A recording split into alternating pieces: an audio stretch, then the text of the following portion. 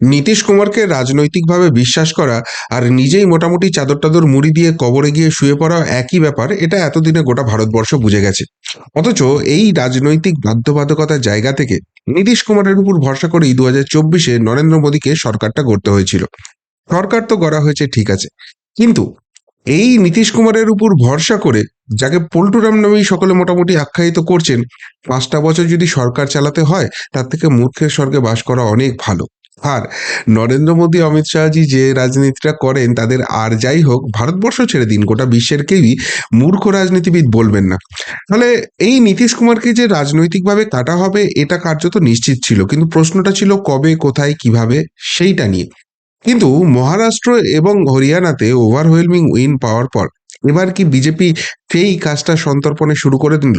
এই নিয়েই নিজস্ব অ্যানালিসিস নিয়ে এসছেন অত্যন্ত সিনিয়র জার্নালিস্ট প্রদীপ সিংজি। এবং সেই অ্যানালিসিস করতে গিয়ে তিনি যেটা বলেছেন, তাতে দুটো ছবি স্পষ্ট। এক, 272-এর গণ্ডি এবার বিজেপি একক দক্ষতায় পেরিয়ে যাওয়ার জন্য বিগ গেম স্টার্ট করে দিয়েছে। এবং সেই বিগ গেমে পশ্চিমবঙ্গ কিন্তু একটা বড় পার্ট হতে চলেছে। কি বলেছেন প্রদীপ সিংজি, এক এক করে অবশ্যই ব্যাখ্যা করব। মূলত তিনি 7টা পয়েন্টের উপর কথা বলেছেন। তাতে সব থেকে যেটা ইম্পর্টেন্ট আমাদের কাছে লেগেছে অবভিয়াসলি, সেটা পশ্চিমবঙ্গ নিয়ে মমতার কিন্তু একটা নীতিগত পরিবর্তন এসেছে।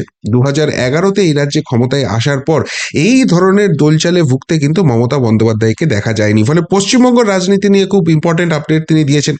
তার পাশাপাশি তার যেটা প্রেডিকশন আছে, যে ইন্ডি জোট 2024-এর 4ঠা জুনের পর যে কংগ্রেসের নেতৃত্বে খুব উজ্জীবিত লাগছিল, সেই জায়গায় তারা কিন্তু কার্যত ব্যাকফুটে চলে গেছে। এবং ইন্ডি জোটটা এবার কিন্তু টুকরো টুকরো হওয়ার দিকে ক্রমশ এগিয়ে যাচ্ছে। এবং এর পাশাপাশি আর একটা খুব গুরুত্বপূর্ণ, যেটা নরেন্দ্র মোদী অমিত শাহের মাথা ব্যথার কারণ, সেটা দিল্লি। সেই দিল্লিতে এবং পাঞ্জাবে আপ কিন্তু এবার টুকরো টুকরো হতে পারে। এমনকি মিশন নীতিশ যেটা আমি বললাম, সেটা নিয়ে তো কাজ শুরু হয়ে গেছে। এবং দিল্লির নির্বাচনটা মিটে গেলেই এটা নিয়ে কিন্তু বড় পদক্ষেপ দেখা যাবে। তবে সব থেকে বড় কাহিনীতে টুইস্ট আসতে পারে হিমাচল প্রদেশ নিয়ে। এই হিমাচল প্রদেশ, যেখানে সরকারটা গড়তে পারেনি বিজেপি, সেখানে কিন্তু বড় খেলা শুরু হচ্ছে। এবং সব থেকে যেটা চমকে দেবে, সেটা হচ্ছে তামিলনাড়ু, সুদূর দক্ষিণ প্রান্তে, যেখানে বিজেপি সেইভাবে ফুটস্টেপ গড়েই ওঠেনি। সেই তামিলনাড়ুতে 2026-এ বিজেপির ক্ষমতায় আসার একটা সম্ভাবনা তৈরি হয়েছে। কিভাবে, সেটাও তিনি ডিটেলসে ব্যাখ্যা করেছেন। এবং যেটা ইম্পর্টেন্ট, সেটা হচ্ছে কর্ণাটক। কর্ণাটক কি নেক্সট পশ্চিমবঙ্গ, এবং কর্ণাটক নীতি কি হতে চলেছে, সেটা নিয়েও কিন্তু বড় আপডেট দিয়েছেন। এক এক করে সবকটা পয়েন্ট আপনাদের বলি। প্রথমেই যেটা বলবো, সেটা হচ্ছে পশ্চিমবঙ্গ নিয়ে প্রদীপ সিংজি যেটা ব্যাখ্যা করছেন, তিনি বলছেন যে 2011 থেকেই, ক্ষমতায় আসার পর থেকেই মমতা বন্দ্যোপাধ্যায়ের যেটা নীতি, সেটা পরিষ্কার, সেটা হচ্ছে মুসলিম ভোটের উপর ডিপেন্ড করা। ফলে তাদেরকে বাড়তি সুবিধা পাইয়ে দেওয়া বা তাদের কোনো রকম দোষ ত্রুটি সেটাকে ইগনোর করা, এই জায়গাটা নিয়েই তিনি এতদিন চলে এসেছেন। কিন্তু বাংলাদেশ পরিস্থিতিতে পশ্চিমবঙ্গের রাজনীতিতে একটা বড় পরিবর্তন দেখা যাচ্ছে। এখানকার হিন্দু ভোট কনসলিডেটেড হতে শুরু করেছে। এবং তারা বিশ্বাস করতে শুরু করেছে বাংলাদেশে যে ধরনের অনাচার ঘটছে, সেটা পশ্চিমবঙ্গেও ঘটতে শুরু করবে। এবং 2026-এ যদি মমতা বন্দ্যোপাধ্যায় জিতে যায়, এটা পশ্চিম বাংলাদেশ ছাড়া কিছু হবে না। ফলে এই হিন্দু ভোট কিন্তু তার দিক থেকে মুখ ঘোরাতে শুরু করেছে। এবং সব থেকে বড় কথা, তার দলের মধ্যে থাকা যে হিন্দু ভোট, তারাও কিন্তু মুখ ফেরাচ্ছে। এবং তারা কিন্তু কোথাও গিয়ে চড়ি ছুপি বিজেপির তলায় আসার চেষ্টা করছে। আর এই ছবিটা সব থেকে ভালো বুঝতে পেরেছেন মমতা বন্দ্যোপাধ্যায়। ফলে তিনি এখন ওই দু নৌকোয় পা দিয়ে চলার নীতি নিচ্ছেন। মুসলিমদের পাশাপাশি তিনি কিন্তু হিন্দুদেরও বার্তা দিচ্ছেন, তিনি যে মন্দির তৈরি করছেন, এই ধরনের নীতিগত তিনি পরিবর্তন আনছেন। এটা কি তার প্রবলেম সলভ করবে, সেটার উত্তর তো ভবিষ্যতের গর্ভে রয়েছে। কিন্তু যে নেতার আন্ডারে তিনি জাতীয় রাজনীতিতে পরিচয় পেয়েছিলেন, সেই রাজীব গান্ধী, তিনিও কিন্তু এরকম দ্বিমুখী একটা নীতি নিয়েছিলেন। শাহবানুকে একদিকে যেরকম তিনি সাপোর্ট করছিলেন, অন্যদিকে অযোধ্যার রাম মন্দির নিয়ে তিনি কাজ করার চেষ্টা করেছিলেন। কিন্তু সেই দু নৌকায় পা দিতে গিয়ে আলটিমেটলি নিজে তো ডুবেইছিলেন, তার দলটিকেও ডুবিয়েছিলেন রাজীব গান্ধী। মমতা বন্দ্যোপাধ্যায়ের হাল কি সেই রকম হতে চলেছে? এই প্রশ্নটা কিন্তু প্রদীপ সিংজি তুলে দিয়েছেন। এবং তিনি বলছেন, এখন এই মুহূর্তে যদি তাকানো হয় পশ্চিমবঙ্গের দিকে, তাহলে মমতা বন্দ্যোপাধ্যায়ের খুব একটা বিপদ দেখা যাচ্ছে না। কেননা অপোজিশন বলে সেই হিসেবে কেউ নেই। বামফ্রন্ট কংগ্রেস তো এমনিই মিশে গেছে, যেটা আমরা দেখছি। কিন্তু বিজেপিও যে খুব বেশি একটা পেনিট্রেশনের জায়গায় থাকবে, সেই জায়গাটায় বিজেপি কিন্তু ইম্প্যাক্ট করতে পারছে না। কিন্তু এখানেই আসার কথাটা জাগিয়েছেন প্রদীপ সিংজি। বলছেন, দেখুন, বিজেপি সর্বভারতীয় দল, তাদের স্টেট বাই স্টেট বিভিন্ন রকম স্টেপ থাকে এবং এই মুহূর্তে তাদের ফোকাস অবভিয়াসলি দিল্লি। ফেব্রুয়ারিতে সেখানে ইলেকশন রয়েছে, দিল্লি মিটে গেলে তারা বিহার দেখবে এবং তারপর হয়তো 5 রাজ্যে যে নির্বাচন রয়েছে যার মধ্যে পশ্চিমবঙ্গ অন্যতম, সেইখানে ঝাঁপাতে পারে। হরিয়ানা বা মহারাষ্ট্রে যে এই ফল আসবে শেষ মুহূর্ত অব্দি কেউ কি বুঝতে পেরেছিল? অনেক উথাল পাতাল হতে চলেছে এবং বিশেষ করে যদি বিজেপির লুক ইস্ট পলিসির দিকে তাকানো হয়, সেক্ষেত্রে পশ্চিমবঙ্গকে যে বিজেপি গুরুত্ব দিচ্ছে না এটা ভাবার কোনো কারণ নেই। সেভেন সিস্টার্স একদম নর্থ ইস্ট তারা জিতে নিয়েছে, ওড়িশা, বিহার তারা পেয়ে গেছে, ঝাড়খণ্ড সেখানেও ক্ষমতার স্বাদ পেয়েছে, যে কোনো মুহূর্তে এদিক ওদিক হতে পারে ঝাড়খণ্ডে। বাকি থাকছে শুধুমাত্র পশ্চিমবঙ্গ এবং বাংলাদেশ ইস্যুর পর যেহেতু পশ্চিমবঙ্গের সঙ্গে একটা বড় অংশের বর্ডার শেয়ার করছে, কেন্দ্র এবং রাজ্যের শাসন এক থাকার দরকার আছে ন্যাশনাল সিকিউরিটির স্বার্থে। তাহলে নরেন্দ্র মোদী অমিত শাহের মাথা ব্যথা কিন্তু বাড়বে এবং সেই হিসেবে পশ্চিমবঙ্গের জন্য কিন্তু অল আউট ঝাঁপাবে। সেটা কখন কিভাবে এই মুহূর্তে প্রেডিক্ট করা সম্ভব নয়, কিন্তু মমতা বন্দ্যোপাধ্যায়কে প্রথমবার ক্ষমতায় আসার পর দোলাচলে দেখা যাচ্ছে তিনি দ্বিধাবোধ করছেন এবং সেই জায়গায় বিজেপিও কিন্তু ছাপানোর একটা প্রস্তুতি করছে। ফলে বাংলায় কিন্তু আগামী দিনে অনেক উথাল পাতাল রাজনীতি দেখতে পাওয়া যেতে পারে। এর পাশাপাশি তিনি যেটা বলেছেন যে ইন্ডি জোট যেটা 2024-এর আগে একটা তৈরি করার প্রচেষ্টা হয়েছিল সেটা কিন্তু ভাঙতে চলেছে এবং তার সব থেকে বড় উদাহরণ হিসেবে তিনি ওমর আবদুল্লাহর কথা বলেছেন। বলছেন দেখুন, কাশ্মীরের যে নির্বাচনটা হলো সেখানে ওমর আবদুল্লাহ ক্ষমতায় এসেছেন এবং ক্ষমতায় আসার পরই তিনি যে ধরনের বক্তব্য রাখছেন সেখানে তিনি কংগ্রেস বা ইন্ডি জোটের সঙ্গে যে দূরত্ব রাখতে চাইছেন এই জায়গাটা স্পষ্ট হয়ে যাচ্ছে। তাহলে কি তিনি এনডিএতে আসবেন? এনডিএতে এর আগে তারা এসেছিলেন, কেন্দ্রে মন্ত্রী হয়েছিলেন অটল বিহারী বাজপেয়ীর জামানায় এবং এই জায়গায় আবার ফেরত আসার একটা সম্ভাবনা কিন্তু তৈরি হয়ে গেছে। কিন্তু প্রশ্নটা হলো বিজেপি কি নেবে? কেন এই প্রশ্নটা উঠছে?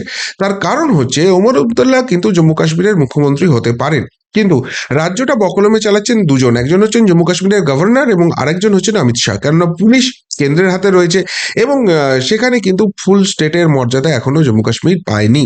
যখনই জিজ্ঞেস করা হয়েছে অমিত শাহ দর্তহীন ভাষায় জানিয়ে দিয়েছেন, এমনকি সুপ্রিম কোর্টের সামনেও কেন্দ্রীয় সরকার জানিয়েছে যে যবে এখান থেকে আমরা বুঝতে পারবো যে জঙ্গিমূলক ব্যবস্থা চলে গেছে তবেই আমরা এখানে রাজ্যের জায়গাটা ফিরিয়ে দেবো। ফেরবো না এই কথাটা কিন্তু বলছে না। এবার মুশকিলটা হচ্ছে যদি ওমর আবদুল্লাহকে নিয়ে আসা হয়, বিজেপির গেন কিন্তু খুব একটা বেশি হচ্ছে না। হ্যাঁ, বিজেপি শাসিত আর একটা রাজ্য হবে, এইটুকুনি গেন, কিন্তু তারা তো বকলমে রাজ্যটা চালাচ্ছেই, তাহলে আর আলাদা করে রাজ্যটা নিয়ে কি হবে?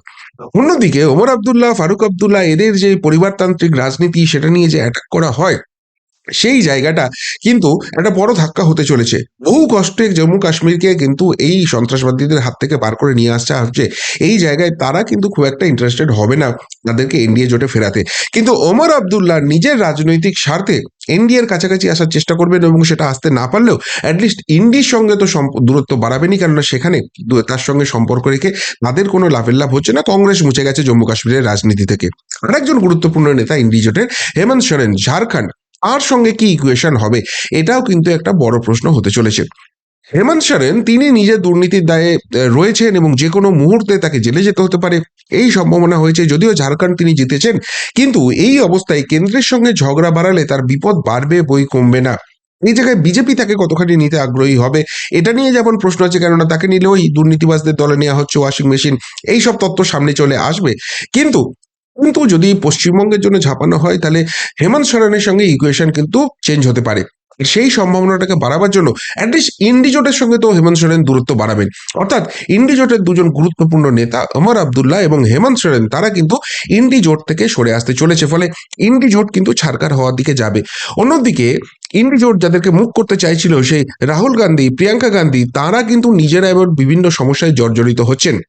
ফলে তাদের সাংসদ পদ কতদিন থাকবেন, তারা কতদিন জেলের বাইরে থাকবেন এই নিয়েও প্রশ্ন উঠে গেছে এবং একবার যদি তারা সাংসদ পদ হারান বা জেলের মধ্যে যান তাহলে ইন্ডি জোটটার কি হবে এই নিয়েও কিন্তু প্রশ্ন উঠছে। ফলে 2024-এ 4 জুন যেটা মনে করা হয়েছিল বিজেপি ব্যাকফুটে আছে, এনডিএ ব্যাকফুটে আছে এবং রাহুল গান্ধী একদম দারুণভাবে ব্যাক করে এসছেন, সেই ছবিটা কিন্তু মহারাষ্ট্র হরিয়ানার পর পুরোপুরি চেঞ্জ হয়ে গেছে এবং রাহুল গান্ধীদের দিয়ে যে এই ইন্ডি জোটের নেতৃত্ব হবে না সেটা তাদের জোট শরিকরাই বুঝছে, যে কারণে অল্টারনেটিভ মুখ চাইছে এবং এই সমস্ত ডামাডোলের মাঝখানে ইন্ডি জোটের পঞ্চত্ব প্রাপ্তি কার্যত সুনিশ্চিত হয়ে গেছে। আর এইদিকে যখন ইন্ডি জোটের কথা হচ্ছে তখন আরেকটা পয়েন্টও তিনি এখানে তুলে ধরেছেন, সেটা হচ্ছে আম আদমি পার্টি। যে আম আদমি পার্টি এই প্রথম একটা নির্বাচনে লড়বে যেখানে তাদের প্রবল অ্যান্টি ইনকামবেন্সির বিরুদ্ধে লড়তে হবে দিল্লিতে, এবং সেই দিল্লি যদি হাতের বাইরে চলে যায় তাহলে পাঞ্জাবের আম আদমি পার্টিও কিন্তু ভেঙে টুকরো টুকরো হবে। কিন্তু দিল্লি যদি ধরে রাখে তারপরও দুর্নীতির দায়ে যেভাবে আম আদমি পার্টির নেতাদের বারবার জেলে যেতে হয়েছে, স্বয়ং অরবিন্দ কেজরিওয়ালকে জেলে যেতে হয়েছে, সেই চেষ্টাটা অমিত শাহদের তরফ থেকে কিন্তু আরো বাড়তে পারে এবং সেই জায়গা থেকেও পাঞ্জাবে কতখানি তারা চাপটা হোল্ড করে রাখতে পারে সেটারও একটা পয়েন্ট রয়েছে। ফলে আম আদমি পার্টি দিল্লি এবং পাঞ্জাব এই দুটো জায়গাতেই ভেঙে টুকরো টুকরো হতে পারে এবং সেই জায়গা থেকে সাংসদরা তারা কিন্তু বেরিয়ে এসে সরাসরি বিজেপিতে যোগদান করতে পারেন পাঞ্জাবের নির্বাচনের আগে। এটা কিন্তু একটা বড় ডেভেলপমেন্ট হতে চলেছে। অন্যদিকে সব থেকে যেটা গুরুত্বপূর্ণ হতে চলেছে সেটা হচ্ছে পল্টুরাম নীতিশ কুমারকে নিয়ে। দেখুন, নীতিশ কুমারের রাজনৈতিক স্থিতাবস্থা নিয়ে বারবার প্রশ্ন আছে এবং বিজেপিকে বারবার ধোঁকা দিয়েছেন, অন্য দলকেও তিনি দিয়েছেন। ফলে তার উপর যে খুব বেশি বিশ্বাস করা যায় না এটা সকলেই বুঝতে পারছেন। এবং মহারাষ্ট্র এবং হরিয়ানাতে জেতার পর বিজেপি কিন্তু তাদের স্টান্স পুরোপুরি বদলে দিয়েছে। এর আগে যেটা বিজেপির স্টান্স ছিল, যেটা বিহার থেকেই শুরু হয়েছিল, যে ছোট দল হলেও তাদেরকেই মুখ্যমন্ত্রিত্ব ছেড়ে দিয়ে সরকারটাতে অন্তত থাকা, এবং সেই ট্রেন্ডই বজায় ছিল মহারাষ্ট্রে একনাথ শিন্ডেকে মুখ্যমন্ত্রী করা হয়েছিল। কিন্তু মহারাষ্ট্র থেকেই সেই ট্রেন্ডটা ঘুরতে এবার শুরু করে দিয়েছে। সেখানে যে মুখ্যমন্ত্রী আমাদের হবে, তোমরা ছোট দল তোমরা শরিক হিসেবে থাকো, এই স্ট্র্যাটেজিতে কিন্তু বিজেপি এবার এবার বিশ্বাস করতে শুরু করে দিয়েছে এবং যে কারণে বিহারের রাজনীতিতে একটা বড় পরিবর্তন আসতে চলেছে। তারা কিন্তু ইতিমধ্যেই বলে দিয়েছে যে বিহারের মুখ্যমন্ত্রী কে হতে চলেছেন, মুখ্যমন্ত্রী মুখ কে হতে চলেছেন সেটা আলাপ আলোচনার পর ঠিক হবে। একবারও তারা বলছেন না যে নীতিশ কুমারই মুখ ছিল, নীতিশ কুমারই মুখ থাকবেন। অর্থাৎ 5 বছর আগে স্টান্স কিন্তু চেঞ্জ হতে চলেছে।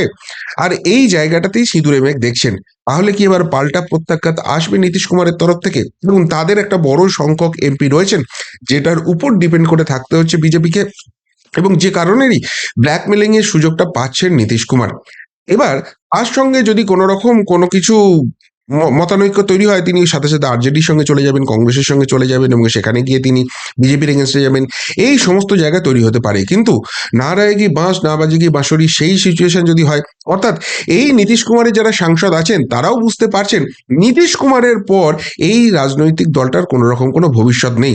তাই ভবিষ্যৎ বলতে বিজেপি, এবং সেই জায়গায় তারা যদি পাল্টে খেয়ে এখন বিজেপিতে সকলে চলে আসেন, তাহলে নীতিশ কুমারের জেডিইউর আর কোনো অস্তিত্ব থাকবে না এবং সেক্ষেত্রে ওই যে 272-এর আঁকড়া, তার অনেক কাছাকাছি বিজেপি নিজেদেরকে নিয়ে চলে আসতে পারবে এবং সেই ক্ষেত্রে সেটা বিহার ইলেকশনের আগে নীতিশ কুমারের জন্য একটা বড় ধাক্কা হবে। তিনি যদি আন্ডারস্ট্যান্ডিং এ আসতে চান, বিজেপির জোট শরিক হিসেবে থাকতে চান এবং মুখ্যমন্ত্রীর গদি বিজেপির জন্য ছাড়তে চান, তাহলে হয়তো এইসব কিছু হবে না। কিন্তু যদি না হয় তাহলে নীতিশ কুমারের জন্য বড় রাজনৈতিক ধাক্কা এবং তার জন্য পুরোপুরি গেম প্ল্যানিং সেটিং সেটা কিন্তু শুরু হয়ে গেছে। ফলে নীতিশ কুমার অধ্যায় 2025-এর ফেব্রুয়ারির পর একটা কিন্তু বড় ইন্টারেস্টিং গেম হতে চলেছে জাতীয় পলিটিক্সের ক্ষেত্রে। তবে বিজেপি যেটা সব থেকে বেশি করে তাকিয়ে থাকছে সেটা হচ্ছে হিমাচল প্রদেশের দিকে। হিমাচল প্রদেশের নেক্সট ইলেকশন থাকছে 2027, 68 আসনের বিধানসভা, যার মধ্যে 35 আসন পেলেই সংখ্যাগরিষ্ঠতা পাওয়া যাবে, কিন্তু বিজেপি 28-এ গিয়ে দাঁড়িয়েছিল, 40 নিয়ে কংগ্রেস সেখানে সরকার গড়ে আছে। কিন্তু কংগ্রেসের যিনি মুখ্যমন্ত্রী রয়েছেন সেই সুখবিন্দর সিং সুখু, তাকে নিয়ে দলের মধ্যেই একটা ব্যাপক মতানৈক্য শুরু হয়েছে। অন্তত অর্ধেক বিধায়ক আর তাকে মুখ্যমন্ত্রী হিসেবে চাইছেন না। কংগ্রেস হাইকমান্ড কতখানি হ্যান্ডেল করতে পারে তার উপর অনেকখানি ডিপেন্ড করছে, কিন্তু শোনা যাচ্ছে ইতিমধ্যেই তারা নাকি তলে তলে বিজেপির সঙ্গে যোগাযোগ করতে শুরু করে দিয়েছেন এবং যে কোনো দিন সেখানে কিন্তু অপারেশন লোটাস হয়ে যেতে পারে এবং হিমাচল প্রদেশ সরকারটা বিজেপির কাছে চলে আসতে পারে। এখানে দুটো জিনিস খুব গুরুত্বপূর্ণ হবে। এক, রাহুল প্রিয়াঙ্কার নেতৃত্ব নিয়ে যখন কংগ্রেসের মধ্যে ডামাডোল হচ্ছে, সেই অবস্থায় হিমাচল যদি হাতের বাইরে বেরিয়ে যায়, তাহলে কংগ্রেসের একটা বড় অংশের এমপি তারা কিন্তু বিজেপির দিকে জাম্প করতে পারে সর্বভারতীয় ক্ষেত্রে। এবং সব থেকে যেটা গুরুত্বপূর্ণ ব্যাপার, 2027-এ নির্বাচনটা আছে, সেই 2027-এর নির্বাচনের আগে সরকারে থেকে নির্বাচনে যাওয়ার মতো জায়গায় বিজেপি চলে যেতে পারে। ফলে অপারেশন লোটাস হিমাচল প্রদেশে যে কোনো দিন যে কোনো মুহূর্তে শুরু হতে পারে। এটা সব থেকে বড় প্রেডিকশন প্রদীপ সিংজির, এবং তিনি বলছেন এইটাকেই কিন্তু পাখির চোখ করছে। তবে সব থেকে ইন্টারেস্টিং জায়গা তিনি যেটা বলেছেন সেটা হচ্ছে তামিলনাড়ু নিয়ে। এখন তামিলনাড়ুতে বিজেপি ধীরে ধীরে গ্রো করছে, কিন্তু ক্ষমতায় আসবে এমন কোনো জায়গা কিন্তু নেই। কিন্তু প্রদীপ সিংজির যেটা বক্তব্য হচ্ছে সেটা হচ্ছে যে দেখুন, এখানে ডিএমকে যে এবারের বিধানসভা নির্বাচনে যাবে, সেই নির্বাচনে কিন্তু তারা অ্যাবসলিউট মেজরিটি নিয়ে আসবে এই সিউরিটি কিন্তু তাদের কাছে থাকছে না। একটা প্রবল অ্যান্টি ইনকামবেন্সি তাদের বিরুদ্ধে কাজ করবে। এর আগের নির্বাচনটায় যেটা হয়েছিল, এআইএডিএমকে তারা ছন্নছাড়া ছিল, স্প্লিটিং ছিল। এখন এই জায়গায় এই তরুণ তুর্কির উপর ভর করে বিজেপি কিন্তু অনেকটা নিজেদেরকে গুছিয়ে নিয়েছে। তার উপরে যেটা সব থেকে গুরুত্বপূর্ণ হচ্ছে, পনির সেলভাম কিন্তু বিজেপিতে সঙ্গে চলে এসেছেন। এখনো তিনি নির্দল আছেন, কিন্তু যে কোনো দিন থেকে রাজ্য নেতৃত্বে নিয়ে নেওয়া হবে এবং তিনি বিজেপির সঙ্গে জোট বেঁধে লড়বেন। এই অবস্থায় পালানিস্বামী যিনি এআইএডিএমকে চালাচ্ছেন তিনি কতখানি কি করতে পারেন সেই জায়গাটায় মুশকিল আছে। ফলে খুব সম্ভাবনা আছে 2026-এ যে নির্বাচনটা হবে বিজেপির ব্যাকিমে পনিরসেলভম এবং পালানিস্বামী এআইএডিএমকে এবং স্ট্যালিনের ডিএমকে একটা ত্রিমুখী লড়াই হবে এবং হাং অ্যাসেম্বলি হয়ে যেতে পারে, অর্থাৎ একটা ত্রিশঙ্কু বিধানসভা হয়ে যেতে পারে এবং তার উপরই কিন্তু তামিলনাড়ুর ভবিষ্যৎ, তামিলনাড়ুর রাজনীতির অনেকটা ডিপেন্ড করছে। এই অবস্থায় হাই চান্স আছে ডিএমকে বিজেপির সঙ্গে হাত মিলিয়ে নিতে পারে এবং সেটা যদি হয় সেক্ষেত্রে একটা বড় সংখ্যক এমপির সাপোর্ট কিন্তু পেয়ে যাচ্ছে, যেখানে ইন্ডি জোটের ক্ষেত্রে বড় ধাক্কা হবে। আর যদি এআইএডিএমকে আর বিজেপি মিলে সরকারটা গড়ে তখন কিন্তু ডিএমকে ভাঙার কাজটা শুরু হয়ে যাবে। তারা হয়তো সরাসরি বিজেপিতে কিছু আসবে, কিছু এআইএডিএমকে চলে যেতে পারে, স্ট্যালিনের ঝুলি সেক্ষেত্রে শূন্য হয়ে যাবে। এমনিতেই তো ইন্ডিজোট সেখানে ভেঙে পড়বে, কিন্তু বিজেপি নিজেদের সাংসদ সংখ্যা সেখানে বাড়িয়ে নিতে পারে এবং সেই হিসেবে 272-এর গেম হতে পারে, যার বড় খেলাটা হতে পারে তামিলনাড়ু থেকে, এটা তার প্রেডিকশন। আর সবশেষে তিনি কথা বলেছেন কর্ণাটক নিয়ে। কর্ণাটকটা খুব ইন্টারেস্টিং জায়গায় হতে চলেছে।